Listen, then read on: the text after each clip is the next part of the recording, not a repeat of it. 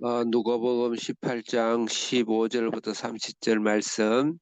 어제 말씀은 1절부터 8절에 이 세상은 불의하고 불의한 재물이나 불의한 재판이나 이 세상은 이미 타락되고 심판받아야 되는 가운데 하나님 나라, 선한 하나님 나라를 위해서 목적이 있는 것이죠. 이 세상에 당하는 불의에 대해서 우리가 종말론적 신앙으로 간청하는 기도의 삶을 살자. 바리새인처럼 어, 눈 높고 교만하고 하지 말고 낮은 자의 자세로 낮추는 자세로 기도하자. 그 기도에 대한 것이고 오늘은 결론부터 이야기하면 하나님을 의지하라. 이게 오늘 15절부터 30절 전체 주제인 주제라 볼 수 있습니다. 15절부터 17절은 어린아이처럼 하나님을 의지하라. 18절부터 23절은 하나님을 의지하지 않는 다른 것, 즉 재물, 만문을 우상 하나님 의지하지 말아라. 인생의 마음의 중심에 놓지 말아라. 24절부터 30절 그런 자는 낙타가 바늘기 들어가듯이 절대 하나님 나라의 풍성함을 체험할 수 없다. 그게 오늘 전체 주제입니다. 하나님을 의지하라. 어제는 하나님을 기도하라. 하나님 나라에서 중요한 필요한 것들을 우리에게 먼 여행을 갈 때 소지품을 챙기듯이 먼 여행을 갈 때 필요한 도구들을 챙기는 것이 18장의 말씀이다. 이렇게 볼 수가 있겠습니다. 전체로 15절 크게 읽겠습니다. 시작. 사람들이 예수께서 만져주심을 바라고 자기 어린 아기를 데리고 오매 제자들이 보고 꾸짖거늘. 예, 어린아기 여기는 원어에 보면 베이비입니다. 베이비 2살이나 3살 이하의 베이비. 엄마의 젖을 먹어야 되고 절대사에 엄마가 보살펴야 되는 그런 애기입니다. 이 당시는 사망률이 굉장히 높았습니다. 거의 절반에 가깝습니다. 옛날에 저희들 옛날 할머니 할아버지 때도 아기를 많이 낳는 이유가 거의 30% 40% 죽는데요. 그런데 예수님이 만져주시면 병도 낫고 죽지도 않고 당연히 본능이겠죠. 그런 아기를 이제 16절에 읽겠습니다. 시작. 예수께서 그 어린 아이들을 불러 가까이 하시고 이르시되 어린 아이들이 내게 오는 것을 용납하고 금하지 말라. 하나님의 나라가 이런 자의 것이니라. 예, 그래서 이 어린아이를 주제로 우리에게 가르치고자 하는 영적 진리죠. 하나님 나라를 가르칩니다. 우리가 하나님 나라의 먼 인생길, 나그네 길, 아침 이슬 같은 인생의 길을 걸어가는데 필요한 반드시 필수 도구들이 있어요. 제가 기도라 그랬어요. 오늘은 하나님의 의지함입니다. 하나님의 절대 의지. 하나님을 우리 인생에 예수님이 영접했죠. 마음의 중심에 절대 마음의 중심에 앉히는 그런 신앙을 어린아이처럼 어린아이는 어떻습니까? 절대 필요하죠. 부모가 떨어져서 살 수 없죠. 그래서 그런 어린아이를 이야기합니다. 17절 읽겠습니다. 시작. 내가 진실로 너희에게 이르노니 누구든지 하나님의 나라를 어린아이와 같이 받아들이지 않는 자는 결단코 거기 들어가지 못하리라 하시니라. 마음의 중심에 하나님을, 예수님을, 성령님을, 말씀을 받아들여서 잠시라도 떨어지면은 죽을 수밖에 없는. 예. 제가 어젠가 어디 가서 또 건물에 들어갔는데 건물에 들어갔나요? 아기가 한 3살, 4살 아기가 엄마가 있다 엄마가 사라졌어요. 그러니까 그냥 거의 뭐 사망 직전 같은 울음을 울더라고요. 그래서 옆 사람들이 좀 짜증난 표정이긴 했지만 어떤 할머니가 가서 그 애를 꼭 안아주면서 엄마를 찾아주더라고요. 아기는 엄마를 떠나면 죽는 거예요. 그렇듯이 주님이 내 마음에 주님을 영접하고 주님을 중심에 놓고 잠시라도 떨어지면 나는 죽는다라는 그런 결단의 각오를 우리가 살아야 된다. 그게 인생의 인생길을 살아가는데 중요한 도구다. 그 다음에 그것에 외에 그것을 방해하고 있는 것이 있다. 자, 18절 읽겠습니다. 시작. 어떤 관리가 물어 이르되 선한 선생님이여 내가 무엇을 하여까 영생을 얻으리이까. 네, 선한 척하면서 자기가 선한 척하면서 또 자랑할 만하죠. 이만한 관리를 산 사람이 어디 있겠습니까? 저는 사실 이런 관리에 발목도 못 쫓아갈 것 같아요.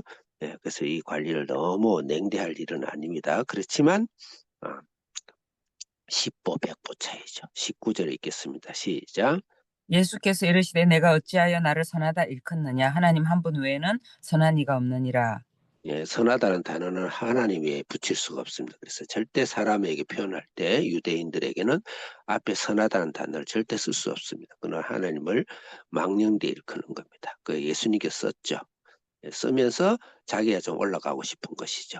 이 벽을 치면 저 벽에 올린다는 말이 있듯이 그러면서 자기를 살짝 올리고 또 그만큼 자랑스러운 일을 한 것 같아요. 그럴 때 예수님이 직접 말했습니다. 20절 시작.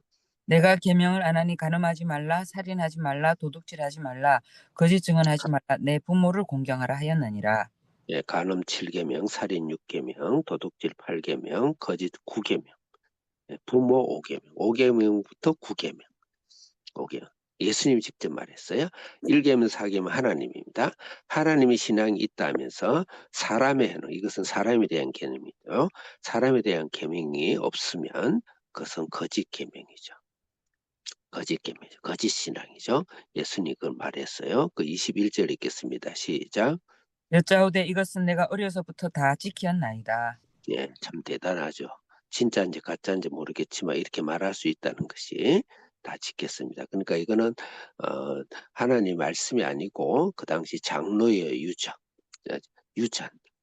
자기들이 만들어 놓은 자기 그 행동 지침에 따라서 간음을 왜 안 했겠어요? 간음 안 하는 인간 이 땅에 어디 있겠어요? 마음으로 간음인데.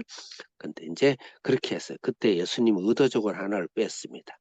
의도적으로 한 계명을 뺐죠. 지금 몇 계명이 없죠? 자, 22절 읽겠습니다. 시작.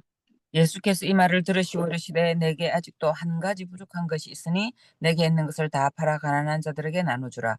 그리하면 하늘에서 내게 보화가 있으리라. 그리고 와서 나를 따르라 하시니. 예수님은 전능하신 분이시죠. 전지하신 분이시죠. 이, 이 관리에, 이 관리나 뭐 공회원 같은데, 이를 다 아는 거예요. 뭐 찾아왔을 때, 이건 십계명을 말합니다. 십계명 이웃을 탐하지 말라 그랬죠. 이웃을 탐내지 마라. 근데 이게 굉장히 부자 관리라 그랬습니다. 굉장히 부자 관리인데 내게 있는 것을 다 팔아 가난하게 주라. 그래서 이 부자 관리는 많은 사람들을 뺏어서 부자가 됐다고 볼 수가 있겠죠. 많은 사람들 것의 재물을 대신해서 오늘은 보통 부자가 그렇죠. 다른 사람 걸 뺏어서 또 다른 사람 뺏은 걸 가지고 또 다른 사람 걸 또 뺏어요. 예, 또 뺏습니다. 투기 투자하고 노동의 수익이 아닌 것으로 그렇게 하면서 큰 부자가 되는 그 부분을 간접적으로 이야기를 사실 하는 겁니다. 여기서 다 팔아 가난한 데 주라. 여기서는 우리가 실제적으로 모든 걸 다 팔으라는 것은 아닙니다. 내게 있는 것을 그것을 의지하지 마라. 부자가 하나님 외에 다른 것을 의지하는 거기에 지배받는 물질에 지배받는 것을 부자라는 것입니다. 가난한 자도 물질에 지배받는 자가 사실은 대부분입니다. 그 물질의 지배를 받지 마라. 어린아이처럼 예수님의 지배받는 것이 없어라. 이렇게 연결을 시켜봐야 돼요. 그래서 부자라는 것은 양의 차이가 아니다. 질의 차이다. 지배받느냐 안 받느냐의 차이입니다. 이 뒤에 19장에 삭개오가 나옵니다. 삭개를 예수님 칭찬해서 구원을 주시는데 삭개는 절반을 팔았습니다. 다 팔아라는 게 아니죠. 그 다음에 남의 것을 거짓으로 가져왔을 때 4배를 갚겠다 그랬습니다. 네, 그리고 예수님이 제자들고 예수님도 제자들도 다 가정을 먹이고 가정을 살리고 그렇게 했습니다. 그래서 이것은 자기 갖고 있는 돈을 다 팔으라는 게 아니에요. 그 다음에 23절 읽겠습니다. 시작. 그 사람이 큰 부자이므로 이 말씀을 듣고 심히 근심하더라. 예, 큰 부자다. 큰 부자다. 남의 것을 도둑질하지 않으면 큰 부자가 되기가 어렵죠. 우리는 내가 노동한 것만큼 수익을 남의 피와 땀을 하는 그런 부자면 되면 안 됩니다. 아주 중요한 건 여기서는 내 마음을, 내 영혼을, 내 마음의 중심을 물질에 지배받는 삶을 살지 말아라 이 말입니다. 그렇게 했을 땐 결코 하나님을 맛볼 수가 없다. 24절 읽겠습니다. 시작. 예수께서 그를 보시고 이르시되 재물이 있는 자는 하나님의 나라에 들어가기가 얼마나 어려운지 25절 시작. 낙타가 바늘기로 들어가는 것이 부자가 하나님의 나라에 들어가는 것보다 쉬우니라 하시니.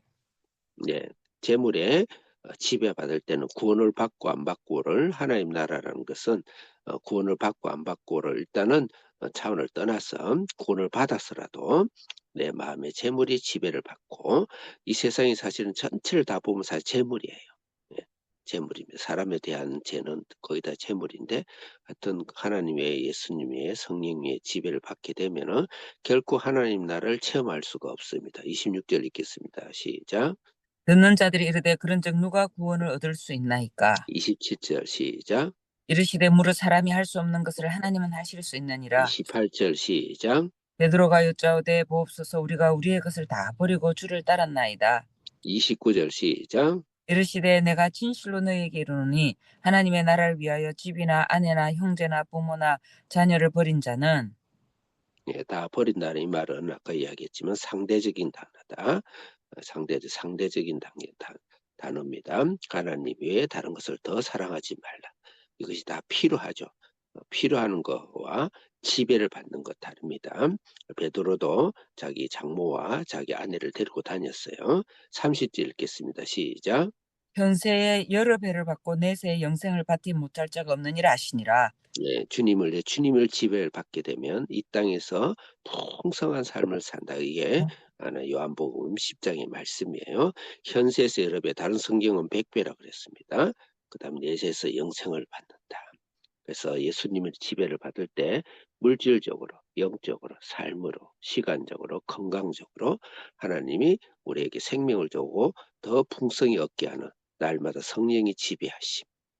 또 말씀의 지배하심, 예수님의 지배하심, 천국 소망의 지배하심으로 가득 채우게 될 때 이 땅의 문제도 해결이 되고 하늘나라의 영생도 얻는다. 기도하겠습니다. 하나님 아버지 감사합니다.